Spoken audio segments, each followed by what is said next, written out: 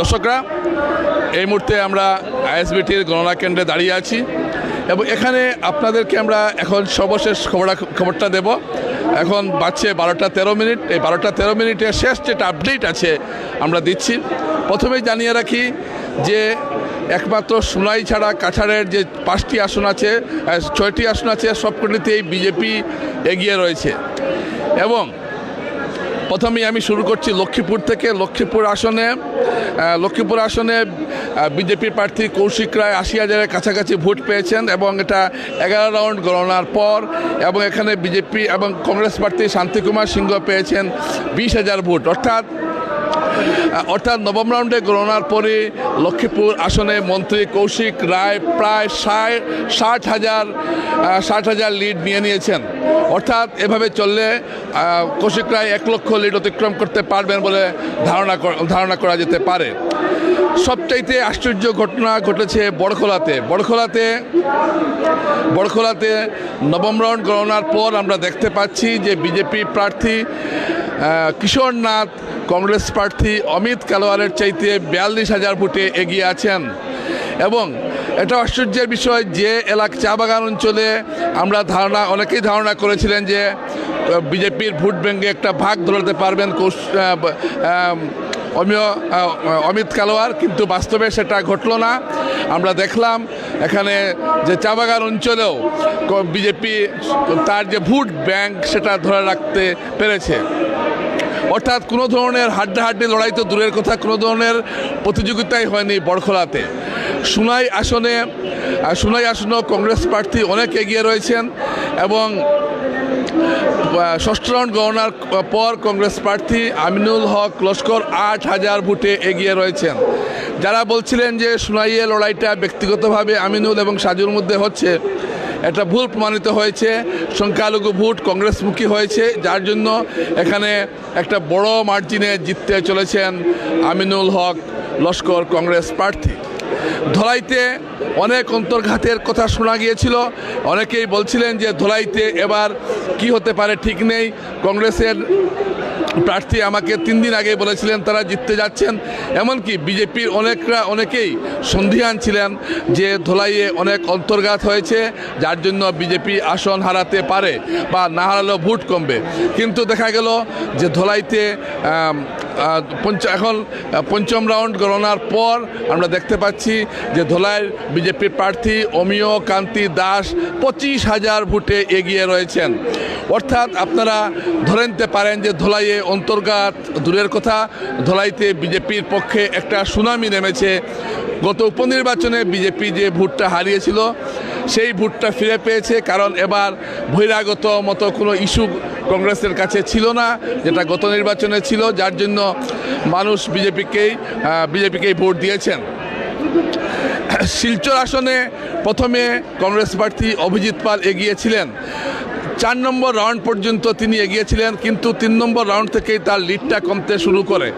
5ম round আসার পর Rajdeep Roy BJP প্রার্থী 8,000 লিড নিয়েছেন এবং এখন মূলত শহরাঞ্চলেই গণাটা শুরু হয়েছে। অর্থাৎ হিন্দু অধ্যুষিত অঞ্চলে যখনই গণা শুরু হয়েছে তখনই আমরা দেখতে পেলাম যে বিজেপির প্রার্থী এগিয়ে রয়েছেন। দর্শকরা, আমি লক্ষ্মীপুরে উদারবন্দে 6ষ্ঠ রাউন্ড গণনার পর বিজেপি এগিয়ে রয়েছে প্রায় 13,000 ভোটে। বিজেপি প্রার্থী রাজদীপ গোয়ালা পেয়েছেন 40,000 ভোট, মাফ করবেন 17, এবং অজিত সিং কংগ্রেস প্রার্থী পেয়েছেন 23,000 ভোট। অর্থাৎ এই আসনে আমরা দেখতে পাচ্ছি যে বিজেপি প্রায় 17,000 ভোটের লিড নিয়েছেন। এবং এই যে ধারাটা আমরা দেখছি দর্শকরা, এখন প্রায় এই ধারা আর বদল হবে বলে মনে হচ্ছে না, বরং এই ব্যবধানগুলো আরও বাড়তে থাকবে। তো একটা কথা পরিষ্কার হয়ে গেল যে এবারের নির্বাচনে আমরা দেখতে পাচ্ছি যে অনেকে যেটা ভাবছিলেন যে হিন্দু ভোটের একটা অংশ বিজেপি থেকে সরছে, কিন্তু হিন্দু ভোটের কোনো অংশই বিজেপি থেকে সরেনি। বিজেপি তার হিন্দু ভোট ব্যাংক ধরে রেখেছে এবং অনেকেই বলছিলেন যে ভাষিকভাবে অমিত কালোয়ার যেমন ভোট পেতে পারেন, তিনি চা শ্রমিক এলাকা হওয়ায় চা শ্রমিক ভোটে একটা থাবা বসাবেন, কিন্তু সেরকম কিছু ঘটল না। এবং যে এলাকাটা সবচেয়ে বেশি বেশি আশা করেছিলেন অমিত কালোয়ার, অর্থাৎ সেই ঘুঙ্গুর ভোলাকাই, শিলকুড়ি, দুর্গাকুনা এইসব এলাকা, এখানে দেখা যাচ্ছে যে তিনি তেমন কোনো ভোট পাননি। ডলুতে তিনি কিছু ভোট পেয়েছেন, আর বাকি ভোট এসেছে সংখ্যালঘু এলাকাতে। এবং বড়খোলার যে নির্দল প্রার্থী যিনি দাঁড়িয়েছিলেন, বিক্ষুব্ধ নির্দল যিনি দাঁড়িয়েছিলেন, তিনিও কোনো ভোট পাননি। অমলেন্দু দাস, তিনি দাবি করেছিলেন 20,000 ভোট পাবেন, এবং একসময় তিনি দাবি করেছিলেন তিনি বড়খোলাতে জিততেও পারেন, কিন্তু আমরা দেখলাম জেতার তো দূরের কথা, তিনি এখন পর্যন্ত তার ভোটের সংখ্যা 1,000ও পেরোয়নি। দর্শকরা, এই কাছাড়ের যেটা নির্বাচনী পরিক্রমা দেখলাম, করিমগঞ্জ আসনের যে দুটি আসন রয়েছে, পাথারকান্দি এবং রামকৃষ্ণনগর, এই দুই আসনে বিজেপি এগিয়ে রয়েছে। কৃষ্ণেন্দু পাল প্রায় 18,000 ভোটে এগিয়ে রয়েছেন, বিজয় মালাকারও এগিয়ে রয়েছেন প্রায় 20,000 ভোটে। আর উত্তর করিমগঞ্জে পঞ্চম রাউন্ড গণনার পর আমরা দেখতে পাচ্ছি যে উত্তর করিমগঞ্জ আসনে কংগ্রেস প্রার্থী জাকারিয়া আহমেদ পান্না প্রায় 7,000 ভোটে এগিয়ে রয়েছেন বিজেপি প্রার্থী সুব্রত ভট্টাচার্যের চেয়ে। এই আসনটি বিজেপি ভেবেছিল বা একটা পরিকল্পনা করছিল এই আসনটি পেয়ে যাবে, কিন্তু এখানে পুরো মেরুকরণের ভোট হয়েছে, যার জন্য বিজেপি, তবে যে ব্যবধান রয়েছে এই ব্যবধান বিজেপি কাটিয়ে উঠতে পারবে বলে মনে হয় না।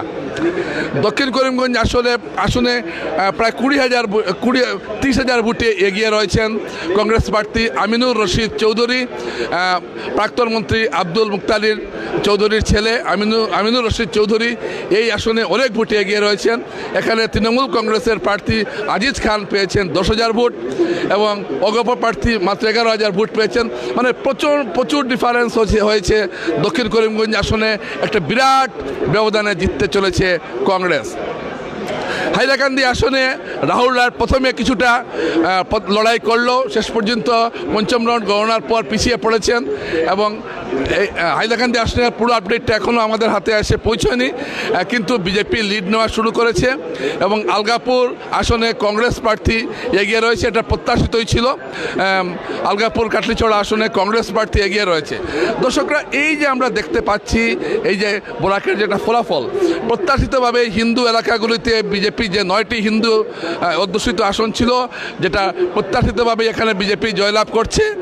4টি আসন যে সংখ্যালঘু আসন ছিল, এই 4টি সংখ্যালঘু আসনে বিজেপি জয়লাভ করছে, অর্থাৎ মাফ করবেন, কংগ্রেস জয়লাভ করছে। উত্তর করিমগঞ্জ, দক্ষিণ করিমগঞ্জ, সুনাই এবং আলগাপুর, এই 4টি আসনে কংগ্রেস এগিয়ে রয়েছে, বাকি সবকটি আসনে বিজেপি এগিয়ে রয়েছে। তাই প্রত্যাশিতভাবেই যে ফলাফলটা হয়েছে। দর্শকরা, বরাক উপত্যকার সর্বশেষ আপডেট আমি আপনাদের কাছে দিলাম। সঙ্গে থাকুন, আরও আপডেট পাবেন। সঙ্গে থাকুন, ঈশান বাংলার সঙ্গে থাকুন, আরও আপনারা দেখতে থাকুন। চোখ সরাবেন না মোবাইলে ঈশান বাংলা থেকে। নমস্কার। Thank